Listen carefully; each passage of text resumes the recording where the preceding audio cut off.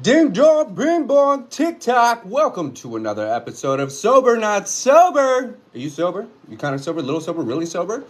Almost sober? Been sober for a while? Been thinking about the sobrieties? Been thinking about the recoveries? You know, there's a major difference between, getting sober and recovering. Because here's the reality. Sobriety takes 4 days, right? 4 days, man. Just stop drinking for 4 days. I know it's difficulty. I know it feels impossible, but every single person on the planet that ever got and stayed sober was like, dude, I can't do it. Mimi, you felt that way that one time, remember? Right? At band camp? You were like, dude, there's absolutely no way that I'm going to be able to do this. And then you done did it, and then you tried it, and then it made sense. Jenna knows what I'm talking about, dude. Hey, I gotta say this, man. If you haven't been to SoberNotSober.com, dude, and you've taken or haven't taken a look at the resources, dude, you are just punishing yourself because everything we need to take care of ourselves, not just get sober, stay sober, recover permanently from all the reasons we want to drink, is all in one place, dude. It's either that link in my bio if you're on TikTok or just hitting the website, dude. Either way, it's going to take you to the same exact place. On that note, I'm super stoked for everybody that is on their sobriety journey, all those that are interested in recovery. No, hey, what's up, Diana? I'm not trying to get you to stop drinking. I am here to support you as you become a healthier person. Remember this, dude. The way we drink alcohol is a reflection of our mental health, our physical health. The better we feel, the better we do. The better we do, the more we get. The more we get, the more we want to take care of ourselves, dude. You totally helped me, dude. Haven't drank since May. What? That's my birthday. Did you know I was born in May? So I'm a Gemini. Double Gemini to some people. Just depends. Yes, yes, and yes. Can't lose a beer belly. Why? Very interesting. That's a really great question. First off, you can stack on a ton of weight because you're drinking alcohol. Once again, just one beer is like between 100 and 160 calories. If you were drinking 5 or 6 of those things, you're drinking an extra 1,000 calories, dude. If you're drinking 10, 11, 12, you see where I'm going with this? So when you stop drinking, you also have to start eating better, drinking more water, getting more sleep, doing more things that actually burn calories, right? You want to put yourself in a deficit. But more importantly, here's the trip, is just not drinking easy. So you've lost 40 pounds since you stopped drinking. I lost 60 pounds.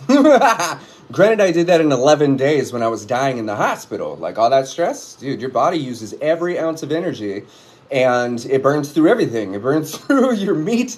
It burns through those empty calories. It burns through absolutely everything. So here's the trip. Just not drinking automatically puts you in a caloric deficit. So you can start losing that stuff. But we can't just sit here and go, why isn't it working? Why am I not losing all the weight? We've got to move, dude. We've got to go for a walk. Like, you don't have to go to the gym. You don't have to do some crazy like fitness regimen or anything like that. But you do have to move your machine, your metabolism, your energy. It's all working together. Now, we got to remember this. Your liver is the filter of your body. So if you've been drinking a lot of alcohol, then it's been trying to break down the alcohol instead of the fats and the empty calories and the toxins and poisons and stuff that's in our system that make us not feel very good. Darren, what's up? And so when we quit or take a major step back, Tina, what's up, girl? We've got to go like, okay, quitting just isn't enough. I'm encouraging myself to step into the healthiest version of me. And sometimes just getting more sleep is enough to start killing those additional calories. So the question is the only thing you're doing just not drinking alcohol, or are you actually focused on improving your overall health? Because when you're focused on your health, the inevitable result is losing all that weight that we don't need. Is wine less harsh on the body than tequila, or does the body not differentiate? I love this question, and here's how I'm going to explain it as I sip my cucumber-infused water, okay? Alcohol is alcohol, dude. It doesn't matter where it comes from. Air is air. Like, food is food, you know what I'm saying? So it doesn't matter where you're getting your alcohol because the alcohol is infused to a cellular level inside your body. It's in your brain. It's in your veins. It's like, is this drug better than that drug? Girl, it's a drug. Now, we like to go, well, is drinking wine less, impactful than drinking tequila? Well, first off, let's do this. There's no such thing as a healthy amount of alcohol or healthy alcohol. You 2 months and you messed up yesterday? Awesome. We're going to talk about that in just a second. So you are going to cause less physical damage early by drinking less alcohol. So the way that we say this is going, a shot of tequila is like having, we're just going to round up and get outrageous with this, a bottle of wine. The amount of alcohol that's in a bottle of wine may be equivalent to a single shot of tequila. So if you're drinking a bottle of wine, then you're doing the exact same amount of damage as a single shot of tequila would do. So of course you're looking at this and going like, well, the more alcohol that's in my body, the more damage I'm causing. I see Kate Zilla in the building. What's up, girl? The more alcohol, regardless of where it comes from, the more of it that's in my body for a long period of time, or a lot of alcohol in a short period of time, is causing damage. The same amount of damage. Remember this. I'll even get even more analytical with this. Someone that has tequila every other day may be doing close to, if not exactly, the same amount of damage as someone who drinks a bottle of wine every day. They may not be addicted to drinking a bottle of wine, and this other dude may not be addicted to having a shot of tequila. My point being is the damage is still being inflicted. It also comes down to, how do you live your life when you're not drinking? What are you doing in between drinks? So if you're drinking a lot more water, then you're going to help your body process alcohol a little bit more efficiently. Your whole machine's going to work better. You're going to think better. You're going to get better sleep. You're going to have less anxiety, less depression, less mood swings, more regulation. That's just because it's water. You're built from this stuff. We need it to live. We don't need alcohol to live. We use alcohol to die, or to evade the feeling of dying. I can't even tell you how many people are in my inbox every single week going, dude, I'm dying. Is it because of the alcohol?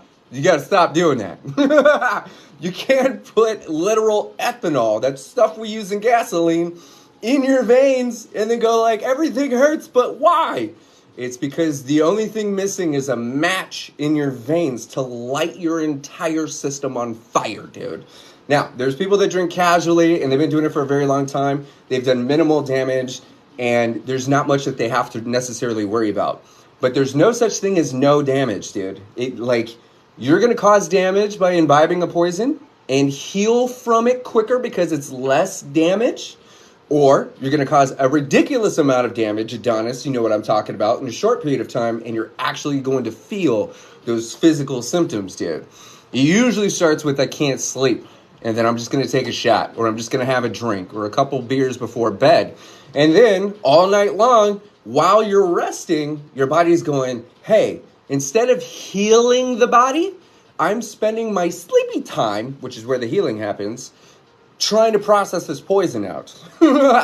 So you're not getting real sleep, which means you're not giving your body permission to actually heal from the ailments that are caused by casually drinking alcohol. Alcohol is alcohol, dude. Doesn't matter where it comes from. So it just, once again, full circling is, it depends on how you're drinking this alcohol, how long you've been doing it. Like, literally, when I mean, like, if you're getting drunk off a bottle of wine every night, we've got a problem. And I love you, girl. We got a problem, because that's how alcoholics drink. Even if you don't have a physical addiction to alcohol, which is what an alcoholic has, an alcoholic is someone who is physically and emotionally addicted or dependent on alcohol. If you don't have that dependency, you're just pretending to be an alcoholic, which in turn is going to turn you into one. Speaking of that, let's talk about relapse, because I forget who it was, but they said, like, dude, I went 2 months and then I messed up yesterday. Actually, that's not true. 1 Mile Smile, you know what I'm talking about? You didn't mess up yesterday. You know how I know this? It's because you were conscious and sober when you decided to drink. There's nothing wrong with deciding to drink after 2 months. Because here's the trip. To create an expectation of going, you know what I'm going to do? I'm going to commit for the rest of my life, starting right now, to never do the thing that I really enjoy doing. That's extremely difficult. And until you figure out what doesn't work, you're just going to continue doing things that you believe is working. I say this to go, it wasn't the alcohol, it was you choosing from a conscious place of health that it was possibly a good idea. Was it a good idea? The question here is your life worse? Are your circumstances worse? Because a lapse in sobriety, which is literally one of the last videos that I put out today, a lapse in your sobriety is not the same as a relapse in an addiction. Lauren knows what I'm talking about. You're of the belief that physical dependency is required to be deemed an alcoholic. That's not a belief, that's a fact. That is a scientific neurological condition to the point where some people call it a disease. And you could drink exactly the way an alcoholic would and never have a dependency. Everybody could call you an alcoholic just because they see you with alcohol in your hands every single day. Just because you have a high tolerance, you may be drinking the exact same way an alcoholic would, but having a high tolerance doesn't make you an alcoholic. Drinking because you're sad, or drinking by yourself, or drinking because you're bored, drinking because you got nothing to do. None of those things make you an alcoholic individually, but each one of those things are exactly what an alcoholic would do when they have a dependency. So without the physical addiction and dependency to alcohol, you are just drinking the exact same way an alcoholic would, which is exactly how they became an alcoholic. If you plan to go to the Olympics, you need to train like an Olympian. If you plan to be an alcoholic, you need to drink just like one. That's it. That's how it works. That's alcoholics. That's alcoholism. Now, on the scale of things, we call this AUD, alcohol use disorder. We go like, okay, I drink a bottle of wine, but how dependent on that bottle of wine a day are you? Do you just drink it casually? It's no problem. Easy peasy, you can quit whatever you want to. No dependency at all. Maybe you have a high tolerance because you've been drinking for a long time, and you could drink, 5 glasses of wine, not have a hangover, not need to go to the store, not want more, not crave more, not think about more, not wish you had more. Dude, you may be drinking the exact same way an alcoholic would, but you're not, because you don't have a dependency. So on a scale of 1 to 10, you're at like a 1-2, which makes you technically a healthier drinker, which is the point. Healthy people drink alcohol in a healthy way. Sometimes that's a little, sometimes it's none. Can one drink compulsively despite negative consequences without physical dependency? 1 second. I see Crocker Capital in the building. What up, baby? Can one drink compulsively despite negative consequences without physical dependence? So if you have an actual impulse, if you're sitting here looking at one drink and you're going like, I want that drink, that doesn't make you an alcoholic. Crocker Capital, right now, he hits me up every time he's drinking. Hey, I love you, man. You're one of my favorites. I'm like, bro, you're one of my favorites. He's like, we should get an apartment together. I'm like, I know, bro, you've been drinking. I love you, dude. But he's not an alcoholic. He really wants that margarita. He really puts in a lot of energy. He really does a lot of work. And he really deserves to feel good. There's nothing wrong with the way Crocker drinks. There's nothing, red wine, dude. There's nothing wrong with really wanting a drink. Hell yeah, thank you so much. The point is I equally really want water when I'm thirsty. The trip with this is alcohol is supposed to be something that we can casually consume, not something that we need in our life. Cactus Chris, you know what I'm talking about, dude. I've never heard someone break it down like that. Good stuff. Dude, thank you so much. So it really comes down to your level, we're going to say your energetic connectivity to it. I am an ex-alcoholic. I used to need it to live. It wasn't just like, I'm kind of drinking the way an alcoholic would. No, the second I stopped drinking is the second I started going into convulsions. I drank to the point of throwing up blood, liver failure. I died. That was extreme alcoholism. That was way up on the scale. I denied it for years. The point is that I was doing all of that damage and I couldn't stop. I could not stop. That was the whistle. That was the dependency. That's the extreme alcoholism. That's the addiction. As a matter of fact, I was a high-functioning alcoholic, which means I didn't drink alcohol to get drunk. I didn't even drink alcohol to catch a buzz. I drank alcohol to act sober, to act normal. I drank alcohol so I could drive to the store. I drank alcohol so I could show up at Cactus's house and be like, hey, dude, you want to go play soccer? I got enough energy right now, dude. I've been drinking since, 4 a.m. I'm not shaking right now. We got a good couple hours. I've got a water bottle. It's got some, vodka and juice in there, dude. We can go kick it for a little bit. Let's go to Chili's, right? We can go hang out, bro. Cactus would never know that I had been drinking. You too, Starling? Starting? You too?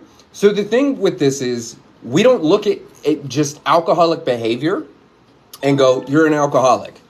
Just because, another way of saying this, my first thought on this was, just because someone's driving erratically doesn't mean they're a drunk driver. Maybe something's going on. Maybe they're falling asleep. You see what I'm saying? But at a, kind of a bird's eye view, you're sitting here going like, dude, you're drinking the same way Kohdi did, dude. The difference is you're blacking out. You're getting drunk. You're getting faded. You're binging. You're doing all these things. What's up, Heather? You're binging. You're doing all these things, but you don't have a dependency. Now, if calling yourself an alcoholic is going to help you get real clarity on the way you're drinking, and it's going to put you in the driver's seat of going, if I keep drinking like this, I'm going to swerve my way into an addiction, then it makes sense for you to identify as an alcoholic or to take on that type of personality if it's actually doing something good for you. But most of us call ourselves and everyone else an alcoholic simply because they like alcohol. You like going to the bar? That doesn't mean you're an alcoholic. You like partying? That doesn't mean you're an alcoholic. You like going out all the time? Doesn't mean you're an alcoholic, right? You're a bartender? Doesn't automatically make you an alcoholic. None of those things individually make anybody anything. But remember this, if we have any level of dependency or we're starting to recognize that we're gaining one, this is when we need to really, really capitalize on the control that we have. Because when things get out of control, they get way, way out of control. And then there goes your finances, there goes your relationships, there goes your friendships, there goes your job, there goes your house, there goes, you see what I'm saying? You start losing things one by one. And we look at this and go like, well, Jimmy Jam over there, he's been drinking his whole life. He's an alcoholic. He's not changing anything. He's lost in the mix of these things and going, I know how to manage all the ailments, all the symptoms in my life with alcohol. So why would I stop drinking if I could drink the thought and the emotion away? If the thought and the emotion aren't there, then there's no problem, right? The unfortunate part about that is every single sip is causing another reason to drink. It's causing more damage. It's causing more ailments, creating more symptoms, amplifying all the problems while at the same time removing our vision to it. I can't see it. And if I do see it, I don't care. And if I don't care, it doesn't matter. I'll just drink one more. That is the cycle, dude. And it sucks, man. Dude, Autumn, 8 months sober? No way. Seriously? That's insane. I'm so proud of you. Autumn, do you feel like the same person just not drinking alcohol? Or do you feel like you've recovered into somebody that doesn't want alcohol? Because remember this, you can stay sober your whole life and still hate every second of being alive. We don't want that. We want to use our sobriety, the time away from alcohol, to improve our quality of life. So if the quality of life that we're living is improving because or in accordance with what we're doing while we're not drinking, then we're actually utilizing sobriety to the best of, our capacity. And that isn't just sober. That's called recovered. Recovery is healing from the reasons you feel like you need to drink. 7 months sober with one lapse? Jen, I absolutely love the way you said that. You just set the bar, girl. 7 months sober, one lapse. That is absolutely phenomenal. Because look at this. There's so many people that go like, dude, I went 7 months sober, and then I lost everything. And now I have to restart. And I'm drinking myself back to day one. And it's all over. And I have to start counting again. And I relapse. That's not what happened, girl. You decided to drink one night. See how you like it. I bet it wasn't as fun as you thought it was going to be. Had to test it, right? Some people, they reach the pink cloud, which is, dude, I feel so good. Good enough to drink. Then they drink and they go like, oh my God, I wasn't ready for this. It's worse than before. Yeah, withdrawal kindling. Dude, you're back down the rabbit hole. So the fact that you lapsed, which is a gap, a short momentary gap in your sobriety journey, got right back on track. That's absolutely phenomenal. Absolutely phenomenal. I love that for you because first off, I would rather you figure out what doesn't work and never do that again than to pretend like everything is fine for the rest of your life and then actually ruin it all thinking that you've relapsed. Dude, I'm so proud of you. That's absolutely phenomenal. I'm out of my pink couch. I haven't spoken in days, so I apologize. 222. for the ADHD kind of mumbling, and I'm congested, and I'm making excuses, and it doesn't matter. You're out of your pink cloud phase. It's been tough, dude. I love that. So the pink cloud, man, is kind of a scary, scary place. 1 hour since your last drink. That's amazing, dude. Pink cloud kind of creeps up on you. I've reached the pink cloud, right? And the pink cloud is literally going, I think I've fixed all the problems. I think I've healed all of the reasons I want to drink. I think I'm really recovered. I think I did real work. Some of the things that happen in the pink cloud is you get into relationships. Have you gotten into a relationship with someone too soon since you stopped drinking? And then you're like, oh my God, I wasn't ready for this. I still have healing to do. I can't believe this. Like, they drink, I don't drink. Or maybe they don't drink and you see what I'm saying? And then you go like, I took on too much. Relationships. I took on too much. Some people buy a house immediately. And then they have all this unnecessary stress. Some people go like, oh my God, I fixed all of the reasons why I drink. I'm ready to start investing in big projects, right? So they go buy a car. They get into a relationship. They get a house. They do all of those things. And then they go, dude, the stress of having a house, being in a relationship, having a brand new job, doing all this stuff makes me want to drink. What's up, Peps? It makes me want to drink. The reason why we want to take sobriety and recovery very slow as possible, just as slow as lifting weights in the gym, is because we want to not just have a healthy coping mechanism like water. We want that mechanism to be literally embedded in who we are as a person. It doesn't matter what you're looking at. It doesn't matter what you feel. It doesn't matter what your dreams are. It doesn't matter who says anything to you, because you are not sitting here getting triggered and still potentially thinking about alcohol. We want to recover into someone that goes, you know what? I trust me. I don't care what shows up. I trust me. I know that I'm going to make the appropriate decisions. I know that I'm going to take care of me. I know for a fact that I was the one that survived all of the pains, all of the struggles, all of the turmoil, all the anxiety. Emily's in the building. Oh, my heart just pitter-pattered. And I survived all that. So how can I survive all of that and not have exactly what it takes to take care of myself? That's bananas.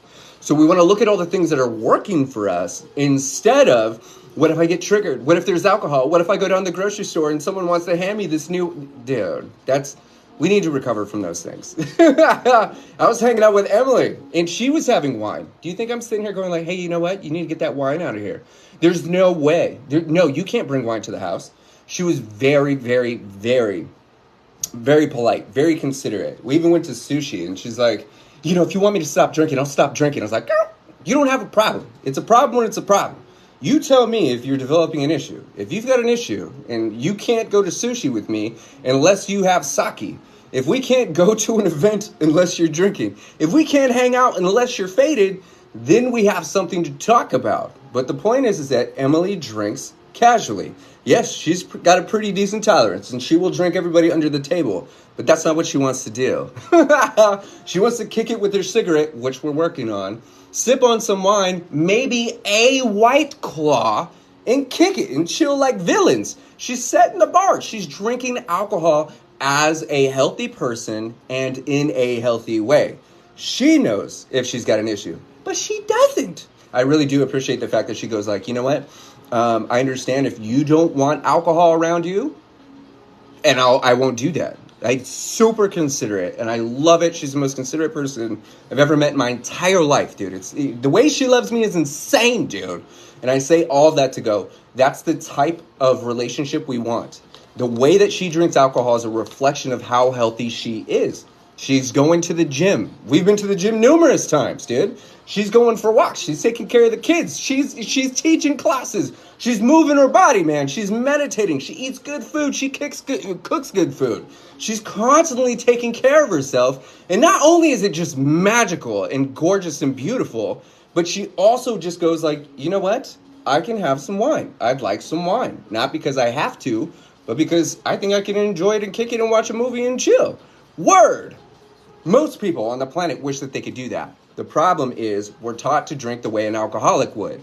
We're in those same scenarios going, nope, we need a bottle of sake. Nope, we need to get 2 bottles in case I run out of 1. We need to have a case of White Claw instead of just getting 2. You see what I'm saying?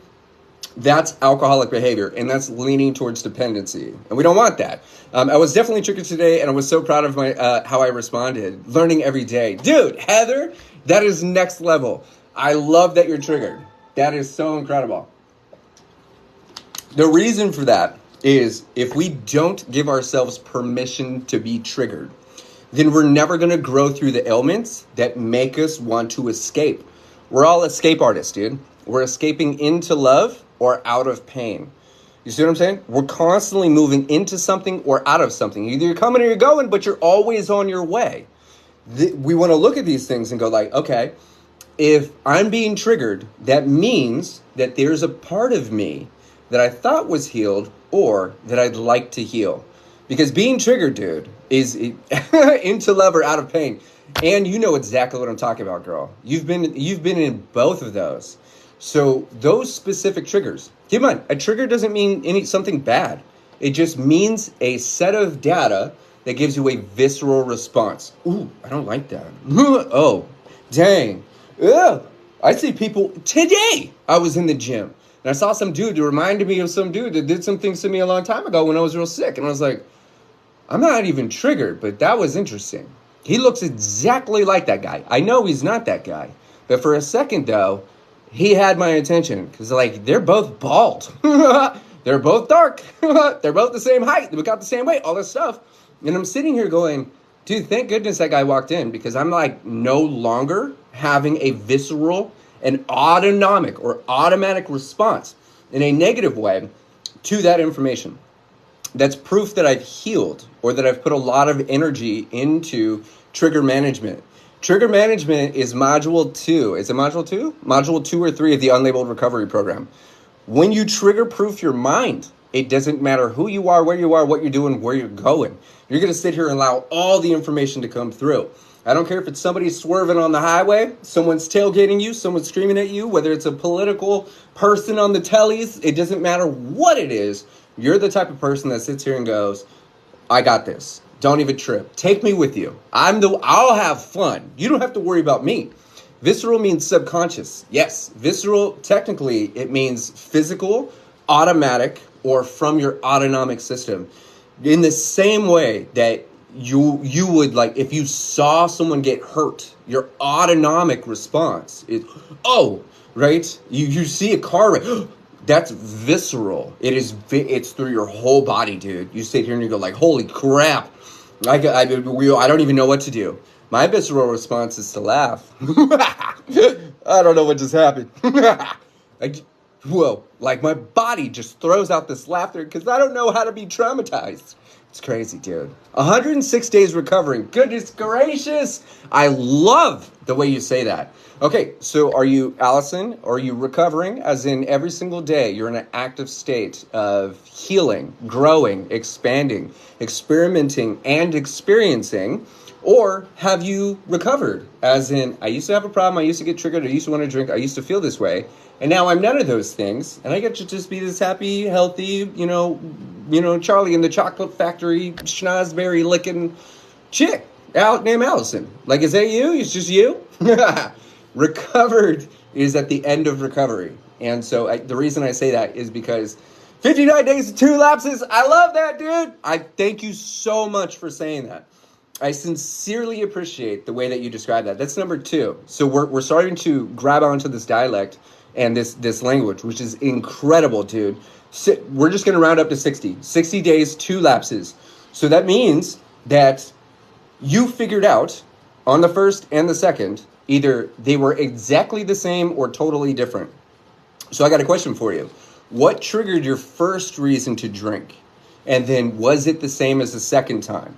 Because, keep in mind, there's people that won't quit for 2 days. And you quit for 59 days. You stop drinking for 59 days. And out of all those days, you chose to drink only 2 of those days. That is called healthy drinking, dude. Now, if you blacked out, you got drunk, you ended up in the ICU somehow, you hurt somebody, you lost all your money, you went to Vegas, you gambled it all away, dude, you were drunk driving, you see what I'm saying? If you did that on those 2 nights, then we have something to talk about, okay? You need to call your mom, right? Dead serious with this. But if you just drank and you enjoyed yourself, That is the point of alcohol. You're supposed to drink and enjoy yourself if alcohol is for you. Love from Norway, dude. Hedge. Am I saying that right? That sounds awesome. Cindy, thank you so much for the rose. Sincerely appreciate you. Emily left all this amazing water here, so I'm just drinking it all up. I feel a little lost. I have this new, hang on. Excuse my congestion. I feel a little lost. I have this new freedom that I haven't had my entire adult life. Freedom. Okay, so here's something really interesting. There's a difference between being free and feeling free. We've always been free, but now it's starting to sound like you're feeling free with all of the freedom, not just the time, but the feeling of freedom going, I could do anything. I could go anywhere. I could feel any way I want. I could say no. I could say yes. I can go up, down, left, right, all those things. That's a lot of information. To sit here and go like, I'm so free, I could literally go anywhere. I say this because right now, I could just buy a ticket to Michigan and just go fly. I could just do that if I wanted to. No problem. Free financially, free energetically, free spiritually, free physically. See what I'm saying? I feel that, I know that, I act that, I am that, and I can act upon that. Okay? With that, the way we kind of like hone in that superpower, feeling free is a superpower, is to get clear with it. What do I actually want to do? Tyler, you're in Michigan? Dude, I'm going to be there soon, bro. No way. I love that, dude. You guys are going to see me all over Michigan. You're going to see a bunch of new people. You're going to see a whole bunch of content out there. I'll be on a lake real soon. Super duper stoked, man. You're in Michigan also? No way, dude. We're going to have to meet up. I'm super stoked. Alyssa, what's up, girl? Southwest here. Oh, dude. Wait, are you saying you're in Southwest Michigan? I don't know what part of Michigan I'm going to be in. Kalamazoo, I believe, is where I'm going. I don't know if that's northeast, southwest, whatever that is. I just know that's where I'm going. But I say this to go, with your freedom, you also need clarity, okay? You're free to have any thoughts that you want. You're free to say any words that you want. You're free to express yourself in any way that you want. Part of our superpower of feeling free is authenticity. I chose this hat. I chose this hat. I chose these earrings. I chose this shirt. I chose this water. I chose this background. I chose those lights. I chose. Every single thing that I'm choosing is a reflection of my authenticity, my deepest truths of who I am. This is what you get if you see me at a wedding reception. This is what you get if you see me at the Biltmore. This is what you get when you see me at the gym. This is what you get. It's my expression of freedom. And it doesn't have anything to do with what anybody thinks or how anybody feels. It has everything to do with how I choose to feel free within my own existence. This is actually what we're chasing when we're drinking. We're chasing the illusion of feeling free, because that freedom is usually captivated when we don't feel the pains of our everyday life. Whether we're going through a breakup, whether it's just the kids, whether it's the 222, whether it's the job, whether it's social media, it doesn't matter what it is. Maybe mental illness, physical illness, whatever it is. When the pains go away, we start to feel more free, but we still have the energetic entanglement of going, yeah, but I can't stray too far. I can't do too much because, and we limit ourselves. The breaking up triggered you? Dude, I get you, man. Dude, breakups do that. Keep in mind, dude, you're honoring the breakup by sitting with the emotion. Breakups suck, dude. I've been through them. I've been through one recently, dude. Well, technically it was like 6 months ago. But the point is that the entanglements have been there, right? Breakups suck. Those realities suck donkey balls. With that, we don't look at this and go like, it's a heartbreak. We look at this and go, it's a heart shape. When we go through breakups, we have to realize that our entire energetic system is being shaped into something stronger, something more powerful, something more fluent, something more expressive, something more enlightened, someone with a sense of enlightenment, right? That's why I date my cats. I get you, dude. I don't have any kitties. I did see one today, though. It was very interesting. But heartbreak sucked, dude. But that's not a reason to drink. There really is no reason to drink because it's a toxin, it's a poison. We talk about these things and go like, okay, it is a reason to take care of myself though. And my point with this is going, the same pains that we choose or wish we could escape are the same pains that we could use to build ourselves. We don't grow in the pain. We have to experience it. We grow with the pain. So if we're using the pain of a breakup or of a relapse or a circumstance like that to get stronger, get healthier, then we're literally living our best lives, man. That's exactly what we want to do. We've all experienced trauma. We've all experienced all the crap. We've all experienced all the things that make us want to escape. 2 rehabs, 2 DUIs, 2 seizures at 21. Are you still 21, dude? Or was that like a long time ago? I'm 38, bro. I never got any DUIs, never had any seizures that I was aware of. I did die from alcohol, though. My heart stopped. Okay, so you're 21. So check it out. Let me go back to that. 2 rehabs. And let me tell you why those don't work. It's because they don't change you as a person. All they do is they temporarily help you stop hurting yourself. That's it. Dude, you're the same person that would rather hurt themselves. You're 21, dude. Your 20s are meant to explore, meant to expand, meant to do, meant to go, meant to get out. But you can't experience your 20s, dude, while you're on an alternate universe, literally imbibing a carcinogen that's trying to give you cancer, dude. Alcohol is a carcinogen. Why do you think you have seizures, bro? It's literally destroying your immune system. It's literally attempting to cause cancer. As a matter of fact, dude, in your body right this second, there are cells that are being duplicated and reshaped and transformed into cancer. And then you have your immune system and all the white blood cells and all these other things that are fighting those cancer cells. It's happening, bro, right now in your body. It's happening right now in my body. The difference is that I'm a happy, healthy person. My immune system is on fire. My sinuses suck right now because of the weather change, but I don't have to worry about alcohol giving me cancer or my body kind of like taking that on. So we look at this and go like, dude, you're having seizures. I get it. You're drinking too much alcohol, or you're drinking an excessive amount of alcohol in a very short period of time in the exact same way that someone with a problem would have. Dude, you're the same person. This is why sobriety, which is what rehab is, doesn't change you as a person. When you leave the rehab, you're the same dude, doing the same thing, feeling the same thoughts, going to the same places, hanging out with the same person, having the same dreams, wanting the same stuff. You're no different. That's where the issue is. That's why I've created Beyond Sober program, Unlabeled recovery program. It's because we need to evolve into someone. Dude, your life doesn't begin until you're like 30 years old, bro. And you've already set yourself up to never even experience it. I died at 32. And the crazy part about dying at 32 and knowing the analytics is more people are going to die from drinking less alcohol than I did. And I was drinking 2 bottles of liquor a day, dude. You see what I'm saying? You've had 2 seizures. And I guarantee you weren't taking 30 shots a day for 2.5 years, man. Now is the time to 100% go. I'm not going to make it to my 30s if I keep drinking the exact same way an alcoholic would. I was in rehab for 9 months. 9. Still relapsed. That's bananas. Not laughing at you, Katya. Wait, so you're good now. I know that you're good now. Like, you're doing a lot better. So we got to remember this. A relapse means that all of the conditions that you gained more clarity, physical health, mental health, spiritual health, financial health. You gained all these things while in rehab. And then you lost all of them because you chose to drink, Katya, which means you injured yourself again. You went back down the rabbit hole. Maybe you got kicked out of your house, all those things. I know we talked about your mom, I believe. So I'm saying this to go like, you actually relapsed or you just drank? Okay, so that was 5 years ago.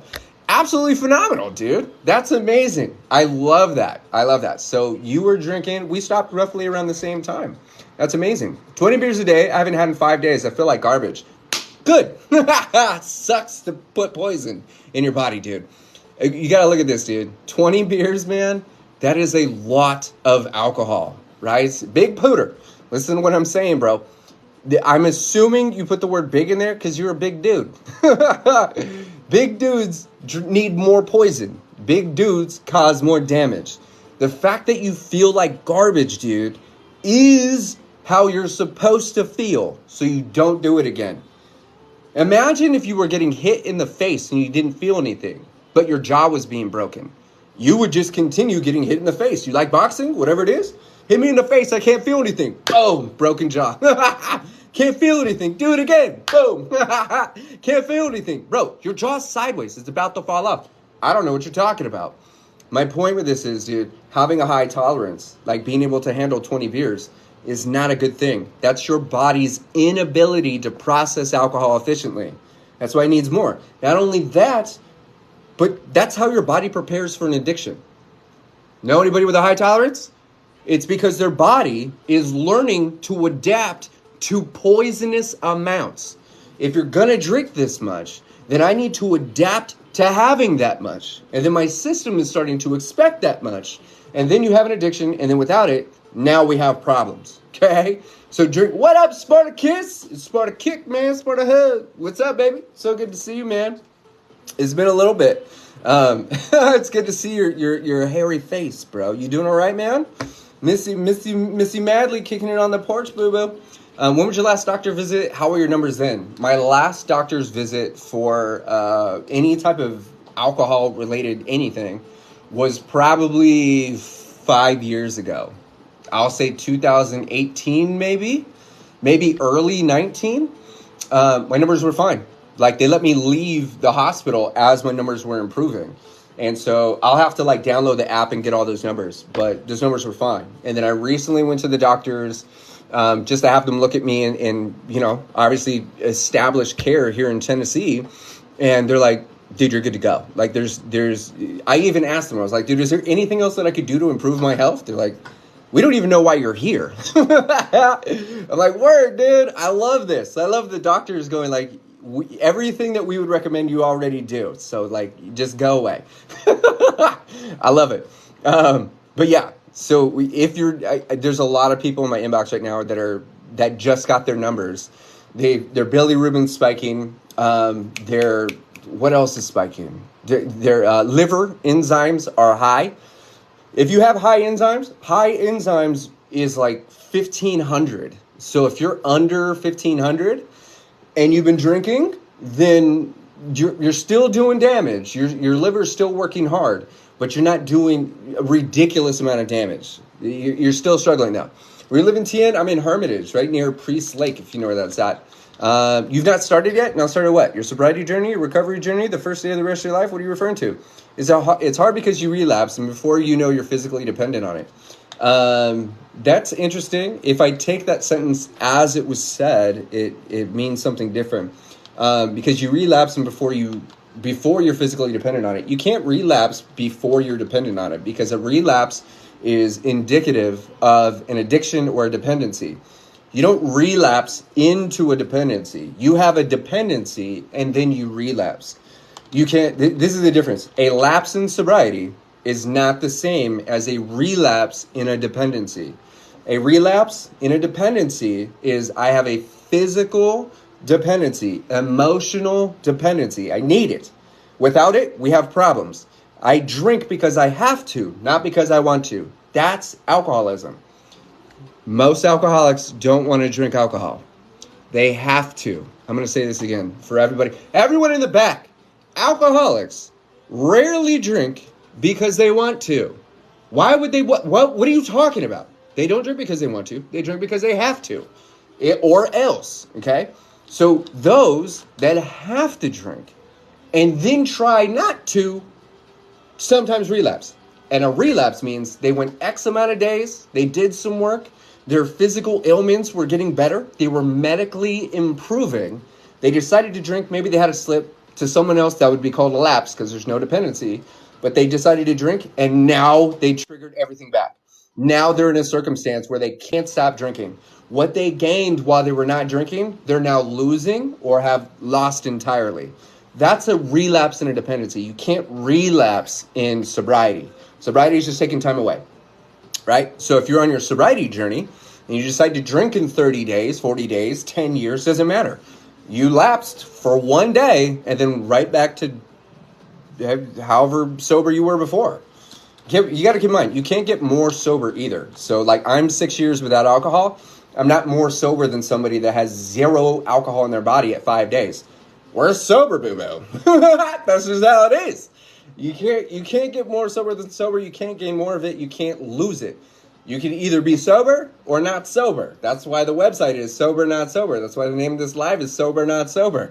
I met someone who's 37 years sober. He's not more sober than me. We both have 0 alcohol in our body. Your brain needs to heal, and that's what recovery is. Okay, so the length of time away from alcohol would be considered sobriety, and that's what we start counting. We go like, I'm 30 days not hurting myself, not making myself miserable. That's awesome. So because you're not hurting yourself, your brain has space and time, more energy to heal itself. Now, to the extent of which your brain heals itself is equal to the extent in which you choose to help it heal. Making the days count. Yeah. Why are we counting days if we're not making the days count? The more days that you make count, the less days you're going to have to count. You know why? Because you'll end up recovered and not having to count a day. I forgot I even have a problem. That's what beyond sober is. I was sober, like, goodness gracious. 5 years ago I was sober. I'm not sober anymore. I don't even drink alcohol. How can I be sober from something I don't consume? Technically, I'm sober from water. It's over here. I'm not drinking it right now, so I'm on a sobriety journey for about 30 seconds away from water, and then I'm going to lapse in my sobriety journey. Okay, well, you see what I'm saying? Like, you can't be sober from something you don't consume. But if you choose to call yourself sober, cool. If that's something that actually helps you move forward, helps you say no, improves your quality of life, or like gives you a sense of accomplishment, if it's working for you, get it. Jason, but love your face, dude. So that's the whole thing, man, is we don't just want to get sober, we want to recover. So someone who has been, obviously hasn't had alcohol in 10 years and has been on a fitness journey, a recovery journey, and has been taking care of themselves, improving their quality of life, improving their environment, they're going to be more recovered because they put more energy and time into healing the physical body, the energetic body, the spiritual body, right? And the mind, right? All those things are in alignment if you spent years focusing on that. You're not just going to evolve as a person by not drinking. If that was the case, then all rehabs would work. Not drinking isn't the answer. It's one step towards discovering the answer. You are the answer. You are the solution. You are the reason why you feel broken, which means you're also the reason why you're going to feel healed. But if we spend all of our time finding reasons why we'll never heal, then we're always going to find reasons why we always feel broken. Me being a mailman, I saw 2 of my customers have cirrhosis today. Skin dark yellow scare me. Dude, Tay. Woo! That's one of those things, man. I'm telling you, bro, since COVID, my videos stopped going viral, but it just got 8.8 million views. Dude, alcohol doesn't discriminate, man. It just doesn't. Like, I've worked with nurses. I've worked with technicians that help prepare the body for liver transplant for cirrhosis patients. Emily, dude, her neighbor just passed away from like hepatitis and had cirrhosis, like all these things. I had hepatitis. I didn't even know I had that stuff. I have cirrhosis. Dude, since the pandemic, there's been so many more people practicing alcoholic behavior, which means there's more people becoming actual alcoholics, man. Once again, dude, the alcohol industry is projected to be a $2.2 trillion industry by 2025 in the next 2 years. If we don't start taking care of ourselves, man, like we're upset that we're like $1 trillion in the deficit for the United States, yet we're out here just dropping trillions on the literal poison. Like it's just bananas. And of course, that's what they want, right? Anybody that can make money off you being sick is going to do that. Pharmaceutical industries, rehabs, hospitals, coaches, consultants, therapists, psychiatrists, teachers, all of these things exist because we continue spending our money on literal toxins that destroy the one thing we got, man. That's this thing. We got to love ourselves, man. You can't hate yourself into a better past, but you can love yourself into a better future. Facts, dude.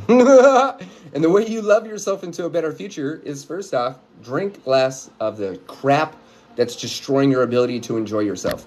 Every single sip that we're taking, water sound, Adonis, Every single sip that we're taking, every single hit that we're taking is destroying, like literally making it physically, emotionally, and energetically more difficult to enjoy the one life that we have.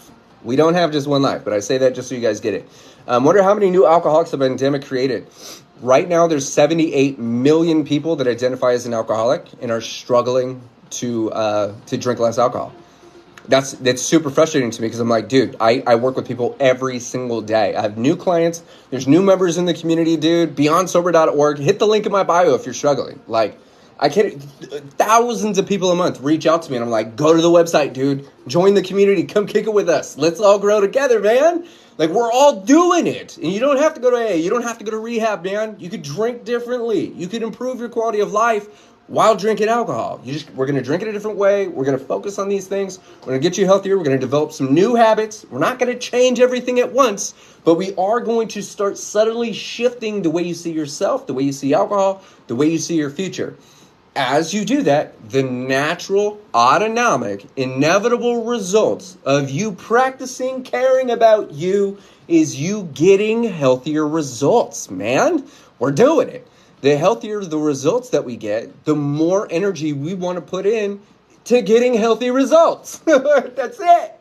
But healthy results isn't just like, oh, I'm not hurting myself. Remember, less pain isn't more pleasure, but more pleasure is usually less pain, unless you're a little freak. Then it gets weird. I know some weird ones. I have 2 little boys. I can't die. They need me. Right. So the opposite of this is I have 2 little boys. I want to live. I want them. Negative reinforcement is going, I can't do something. I don't. I won't. I'm not gonna. But when we do, I am living for them. I am taking care of myself. I want to. Not that I need to. Keep in mind, it doesn't matter how much they need you if you don't want to. You're a weird one? Jason, I believe that, bro. I've done some weird stuff, dude. I got my ADHD doesn't take a day off. You saw 111? Oh my goodness, I love this. But that's the trip, is we can sit here all day long. Jason, you know what I'm talking about, dude. Where we're sitting here going like, I don't want to feel like this. I don't want to go there. I don't want to see that. I don't want to believe that. I don't want to know that. I don't want to, you know what I'm saying? Nobody cares, including you, what you don't want. But you do care about what you do want. We all care about what you want. We want you to want that. We want you to have that too. It's for people healing from those suffering around us. Best alternative to Al-Anon ever. Saying, dude, I get you, girl. 100%, Emily. Hey, you guys definitely need to follow Emily. You're going to be hearing that name a lot. Joe, what's up, dude? I'm so stoked to see you, bro. I'm so glad you reached out to me, man. I'm so glad I was able to get back to you, bro. Like, that's me kicking it. And I'm going like, hey, bro, Joe, I'm your biggest fan, bro. I love what you're doing. I love how you're doing it, dude. I love your success, dude. I'm so stoked that you're here, that you're making magic, that you're struggling forward, dude, that I'm able to encourage you and be that, man. You help me so much, brother. Hey, you know what, dude? You got to remember this. You showing up, man, is helping me too. You taking care of you and actually imbibing the information, doing something with it, actually feeling the results, dude, to the point where you're like, dude, I got to reach out. I got to say something. I got to do something. Here's the trip, dude. I don't want you to go do anything magical. I don't need you to like, give me your address. I need to donate. I got to buy you something. Dude, you taking care of you is the greatest thanks, dude, that you could ever possibly give me, man. You just being like, hey, man, I'm doing a little bit better. I'm a little bit happier. Dude, when we're just this much happier, this much healthier, we do less damaging things, man. We grow. We get these results. Unlabeled program helped you 100%. Tammy, I love that, girl. Didn't you get your certificate from Beyond Sober too? Am I tripping? That means a lot. I had to reach out. Bro, you got to remember this, dude. Good humans do what you do, bro. Like, no, you're not obligated to reach out to people. You're, in the same way that I'm not obligated to respond. My point with this is you went out of your way to say something nice, dude, and to bring some density and bring some awareness and share some love, man. That's how we do it. I'm not doing it for the thanks, man. I'm doing it for all of us. You're doing it for all of us. We're all doing it for all of us. Shay, you had a drink today? And did something bad happen? Or is your life worse now? Do you feel bad? Did you throw up? Is there a lot of bile? Is there blood? Is there blood in your stool? Like, is something crazy happening? No one cares if you had a drink unless it's a problem. Is having a drink a problem? I know people that have 25 drinks and don't necessarily have any problems. So having a drink isn't something that we frown upon. Like, once again, I don't care if you drink. I hang out with people who drink, dude. What are you talking about? If it's a problem, then we have something to talk about. If you set an expectation going, I'm never going to drink again, and then you decided to drink today, that makes sense. To commit to something you decided to marry sobriety, that's a major commitment. I am, for the rest of my life, legally bound to never drinking, right? So help me God. Whatever, until one of us dies. Alcohol will win in that circumstance, just so you know. My point is going to jump into a relationship like that is stressful. It's going to make you want to drink, man. It's you've got pancreatitis from too much drinking. I got you, man. I feel you 100%, Lamore. You're not the only person that has mentioned that to me recently, dude. There's a lot of people with pancreatitis. There's a lot of people who you're going to survive that. You move through that. It just sucks. I know that it hurts, dude. I know that it's not fun. We have to remember that that's exactly what too much alcohol is supposed to do. It's one more day. Joe is out here like helping other people. Joe has evolved to such a degree that he's helping other people not just stop, but improve their quality of life. So you got to remember this, dude. All of the pains, all of the ailments, all of the circumstances, all of the things, all of the negativity is supposed to happen. The reason it's supposed to happen is because those are our reminders that we're not as healthy as we think we are. We need to. Need or else must. There's no other way about this. We can't continue drinking alcohol and expect healthy results, especially if the results that we're already getting are literally detrimental. This is why the doctor's like, Kohdi, if you drink, you die. You're right. I got a bunk liver. If I drink, I'll die. So I don't drink. And it's not because I don't want to die. It's because I really, really, really enjoy living. I like being alive, dude. I'm the best at it. Literally, I'm the best at it. And I like sharing that with amazing people like Emily. You know what I'm saying? Like, I'm so good at living, dude. Let's do this. But it's not because I stopped drinking. It's because I chose to save myself, man. You can stop drinking and still hate every second of being alive. But if you choose to get good at feeling alive, not just being alive, you're going to have infinitely more reasons to choose water, choose your purpose over a poison. And that doesn't matter what kind of poison that is. That could be an ex-husband, right? That could be a former. That could be a food. That could be a cookie. It could be a thought. It could be a person, place, or thing. You know what I'm saying? Concept or idea. All of those things can be toxic. But the healthier and the more we practice these things, the less our brain is going to drift towards the things that we're familiar with. Keep in mind, we're always going to think about what we're most familiar with, even if that thing is painful. I don't want to think about it, but I'm good at it. I practiced thinking about it for so long, it's hard not to. It's called a habit, dude. We're going to switch those habits up. Lots of amazing people are reaching out to me recently, sending me emails off the website. Once again, dude, if you guys haven't checked out the website, every resource you could ever possibly need is right there. Beyond Sober Masterclass, Unlabeled Recovery Program, Single Shot Method, How to Practice Drinking Less Alcohol Safely. Dude, the Sobriety Podcast, man, all of that stuff, the nutrition, everything is there. So if you haven't done that, feel free to connect with me. I'm not going to spam you. I'm just going to kick you a whole bunch of awesomeness. My point with all these things is we don't just want to feel less pain. We want to, Single Shot Method, Joe, we want to actively practice being someone that has thoughts that we enjoy, has thoughts that actually fuels us. Lisa, what hit hard? If something hit hard, was it a baseball bat? Was it a thought? Was it an emotion? What hit hard? Something specific? Because I'll elaborate on that for you if you want. 13 days sober, I've been going to the gym, I feel great. Sarah, you're releasing the same exact dopamine that alcohol used to give you, simply by moving your body. That's all we're seeking, dude. I was reaching out to, or someone reached out to me today, and I was responding to him. It's like, dude, you either want sugar, right, provided by alcohol. You want dopamine, also provided by alcohol.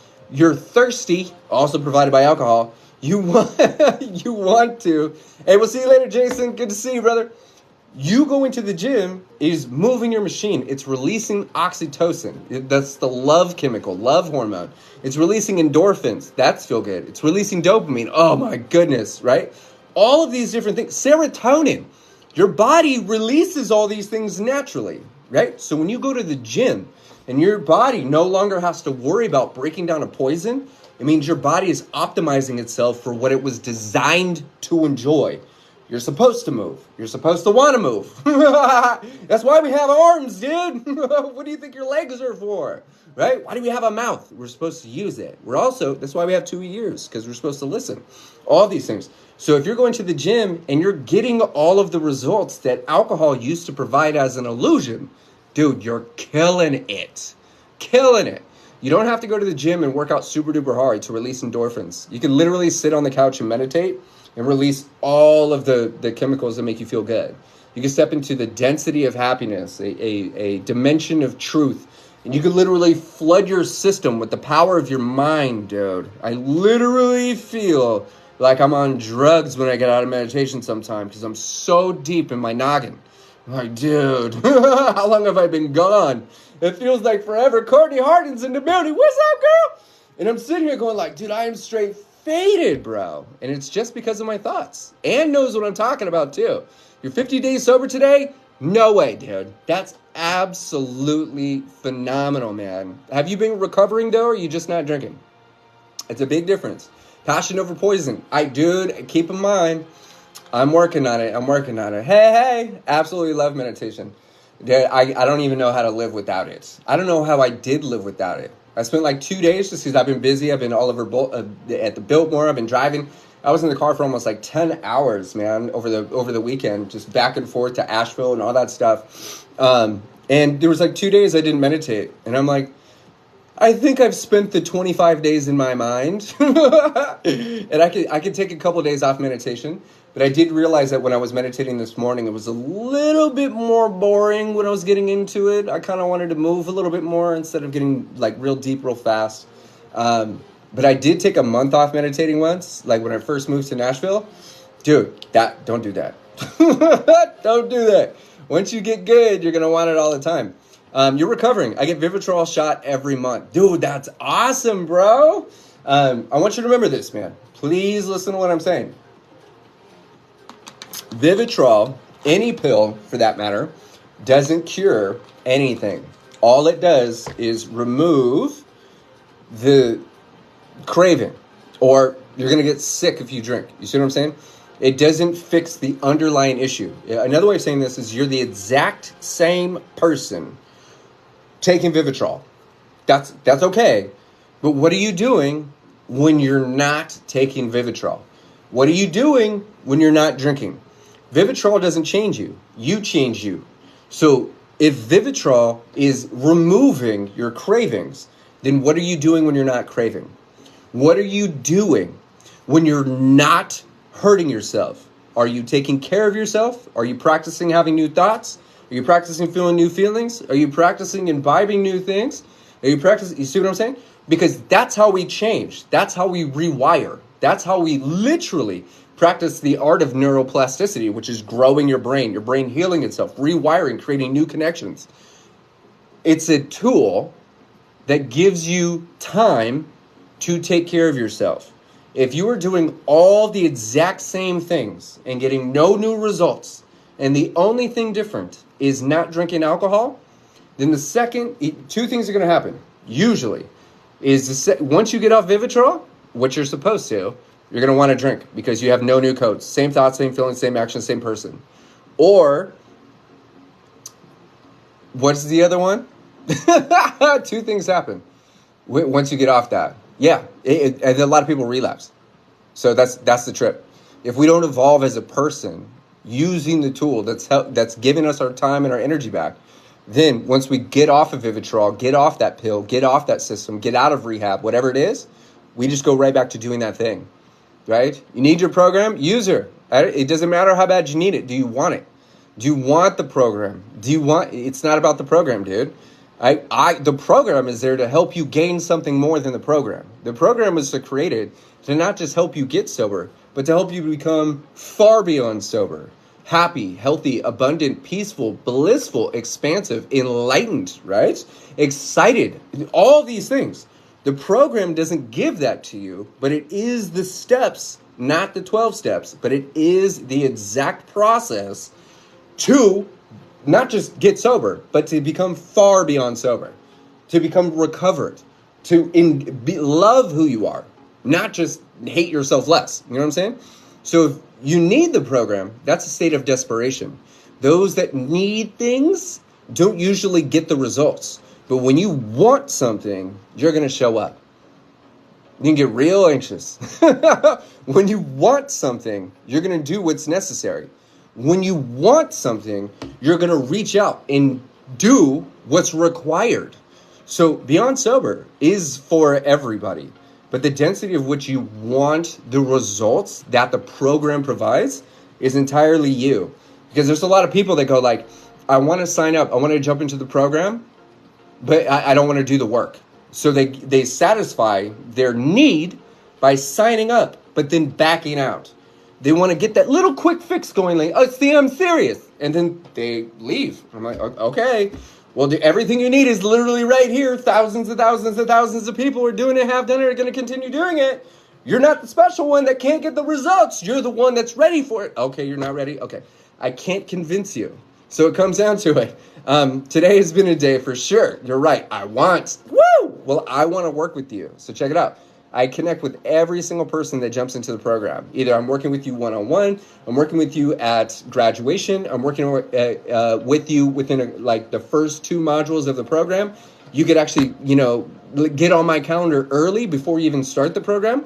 All that stuff. So if you're even remotely interested in it, don't punish yourself longer by not checking out the link in my bio, dude, or just soberNotSober.com. Everything you're looking for is right there. You can even ask me a question. I'm going to respond to you literally almost immediately. Just go like, hey, dude, I'm worried about this. This is where I'm at. What's the best program for me or whatever it is. So I'll get right back to you. Talking about anxiety after Vivitrol and Nexatrone. Yes. Naltrexone. Yes, Emily, I sincerely appreciate you. You're amazing. I appreciate that. And yes, there's a lot of people that experience anxiety. A lot of people that experience... what is that called? They feel lost because once you are no longer utilizing a service like a pill, you are 100% accountable for the continued results. That's usually a lot of pressure. That pressure usually makes people want to drink, man. I did work 32 days in a row thinking it would help, but I realized I got to work on my self-care. Dude, I'm so glad you said that. That is 100% it. That is it. Self-care, dude. Self-care. Okay, there's 2 different kinds of self-care.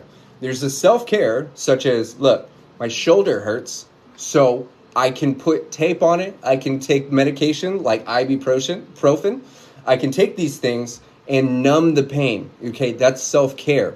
Or the other thing is actually preventing long-term damage, which means I'm going to ice it, I'm going to heat it, I'm going to wrap it, I'm going to use it less. My life, even right now that I realize it, my shoulders, ouch, that hurts right here. I've been sitting like this because I'm in your face, right? I've been sitting here and I realize that there's a pressure, okay? So self-care can be obviously what a lot of people do. They go I'm drinking so I don't feel the pain. That's self-care.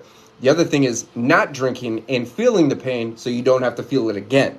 Moving through the emotions, moving through the ailments, working through those circumstances, inner circumstances that make you want to drink or whatever that is. That's recovery. So self-care isn't just fixing the problem. Real self-care is fixing why the problem happens. Okay, got it? Does it make sense? Do you feel right? Get it? Don't just fix the problem. That's the symptom. The problem is the symptom for most people. Fix why it happens. Why does it keep popping up? Because of this, man. Because of this. Because of this. Because of this. Because of this. When we start focusing on those areas, That's real self-care, dude. Don't just put a Band-Aid on it. Fix why the problem happens. At 8 weeks sober, my pain is lessened significantly. Dude, I love that, Adonis. The normal amount of pain for anybody to be in, and Emily knows what I'm talking about, is 0. Sometimes. What's up, dude? I appreciate you, man. 0. We're not supposed to be in pain at all, ever. So if we are sitting here in an active state of pain, there's an issue, and it needs our attention. It doesn't need our ignorance. Adonis, you know what I'm talking about. If there's pain, it needs our attention, not our ignorance. What that means is we could drink the pain away, numb it, doesn't mean it's gone. We can't drink the pain away. We can only drink our awareness to the pain away. We can't escape the pain because it's a part of us. Either we're going to learn with it, grow with it, and expand with it, or we're going to use that pain to continue making everything else worse. That's the opposite of self-care. 2 months, no alcohol? That's crazy. So, if I were to get married one day, would you by chance be willing to be my best man? Yeah, bro. That'd be dope, dude. I'll swing through. Wait, are you in South Carolina, Spartacus? Y'all swear to hug the crap out of you, bro. I'll best out. Give me an invitation, dude. Can I be the flower girl? I'll do it, bro. I will do it. Don't use this as a reason to get married. But, dude, hit me up. 100%, dude. I'll bring my people. We'll throw a whole, shebang, dude. It'll be dope, bro. North Carolina, but it won't be in NC. Okay, so I think I was just in Asheville, bro. I was at the Biltmore. Is that North Carolina? Or is that South Carolina? That was North Carolina. Yeah, bro, because I was driving the whip, bumping into subs, and it says, welcome to North Carolina. I was like, what? That's crazy, dude. I was actually really close to you, bro. Should have hit you up. Let's go. Eric, dude, I didn't even see you pop in here, bro, but I knew those comments were being pinned for a reason. Can we give Eric, vet subspec Biso, some love, dude? Eric, he just reached, what was it? What is it? It was 900 days? Am I tripping, dude? I should know this. I should know this. I remember it. 700 days. I think it was 700 days, alcohol-free, beyond sober, dude. This dude is, not only is he just the baddest of the bad, dude, he is such an incredible human. 720 days, bro. God damn. I'm so proud of you, dude. I love you so much, man. He hit me up. Keep in mind, he's a graduate of Beyond Sober, man. He was ready to take himself out. He felt like he was going to lose everything. He's super, super successful. He did some absolutely amazing things. He's in the military. He's a service member, dude. And he was one of those cats that wasn't expected to make it. And he even thought that. He felt that. And he was reaching for these things, man. And then I guess he saw me in a hot tub. And it was what I was saying and how we're doing it, bro. And he did the work. And he showed up for himself. And now he's got a brand new baby, dude. He just celebrated once again. What is it, 12 years? 12 years? Man, it just crazy, dude. So I'm telling you, man, if the dudes that have been to the ends of the earth and back, the Paulina Vibes, what's up, girl? If this dude can do it, man, goodness gracious, 12 years. Goodness gracious, bro. You are just the epitome of success, man. I am beyond humbled, dude, to know you as a human being, to recognize you as a sobriety coach, bro, to usher you through the program, dude, and just to be a support as you continue taking care of yourself, dude. You are next level, bro. And I really, truly, honestly, humbly thank you for that message, man. And I'm so stoked that I could be just a beacon for your continued success, dude. That's absolutely phenomenal, man. Wow. 720 days, dude. That's crazy. And you're recovered. You're not just sober, dude. You're recovered. There's nothing here. There's no circumstance. There's no idea. There's no dream. There's no environment that's ever going to make a poison seem more valuable than your purpose. As a good man, as a good friend, dude, as a good partner, and more importantly now, bro, a good father, dude. Dang, bro. You think alcohol is going to add value to that? Ain't no way, boo-boo. There ain't no way. 100% recovered, bro. That is sexy. I got to put that on a shirt. 111. That means I got to do it. 100% recovered. I love it, dude. It's so good. I say all this to go like, dude, we all think we're the one that can't do it. We all think that we're the one that's struggling or suffering. We all think that our circumstances are so dire that it's going to be impossible. Dude, we're all equally human. We're all struggling in the exact same way, just in different areas. We're all using 100% of our strength, which means we're all maxing out. The only difference is that we're in different positions in life. So if you could survive all of the pain, all of the torture, all of the drama, what makes you think you're not going to survive the recovery? You think you could survive literal gunshots to the face, but not gunshot of water? What are you talking about? We've got to transmute that energy, man. And we got to find reasons why tomorrow matters. And the easiest way to do that is to recognize that tomorrow only exists because of where we are right now, man. Tomorrow isn't promised. Tomorrow isn't real. But you are. And we got to practice making ourselves matter. You don't need a reason to act like you matter. You don't need a reason to be happy. You just want one. You don't need a reason to take care of yourself. But we should, right? That's just a basic part of life. And remember, life gets impossible, feels impossible when we forget how to do the basics. When we think, oh, it's drinking the water, huh?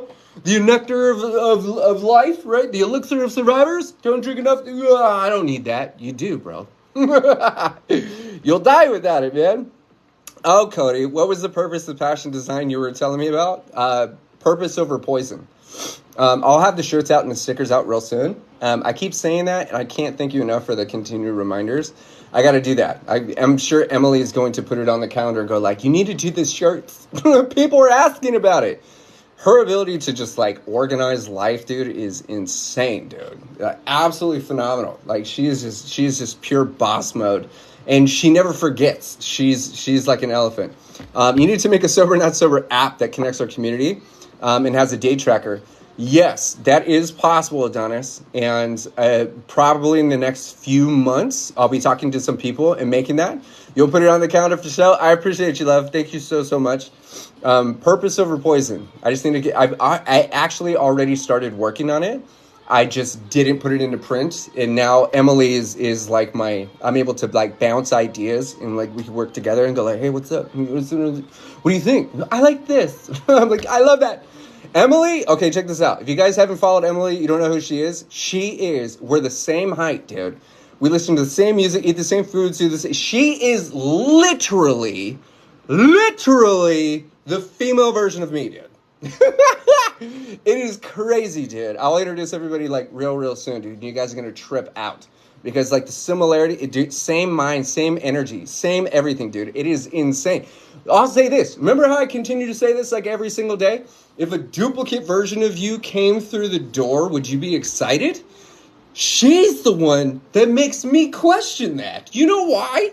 Because I'm a lot of energy. I'm a lot.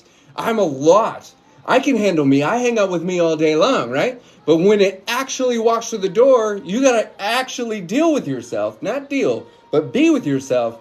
Either you're going to make that work or you're going to make that crumble. And she was that person that I met. I was like, dude, that's like, holy crap. Like, same facial expressions, dude. We say the same jokes, dude. We literally think the same way, dude. It's same songs. We have the same, it's crazy, dude. Same style. She wears 2 hats, bro. Like, it's just insane. She sports my gear. Same laugh, dude. She's like, dude, it's bananas, man. Are you me? It's so dope, dude. It's like a lot to handle. Like, if you have us in a room, right?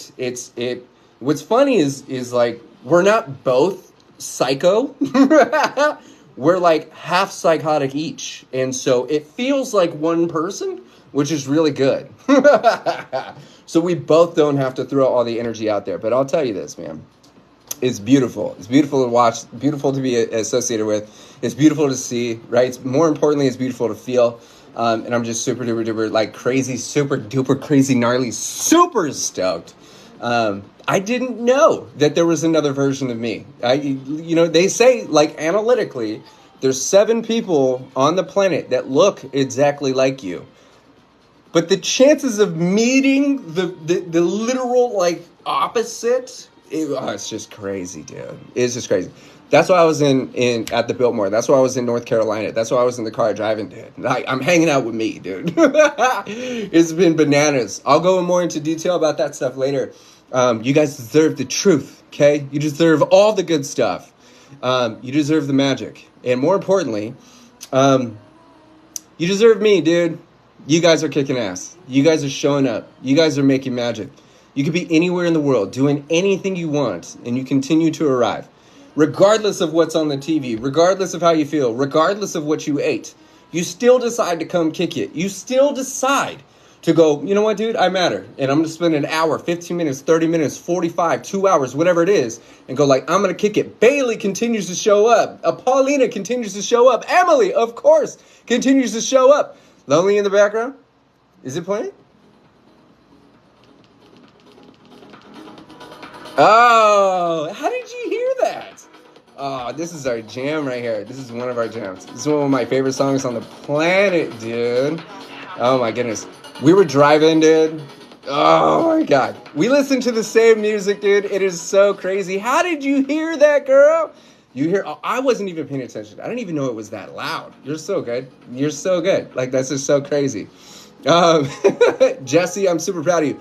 Before I get lost, my throat's starting to close up. I just want to say thanks again, man. If you guys haven't connected with me already, feel free to hit the link in my bio.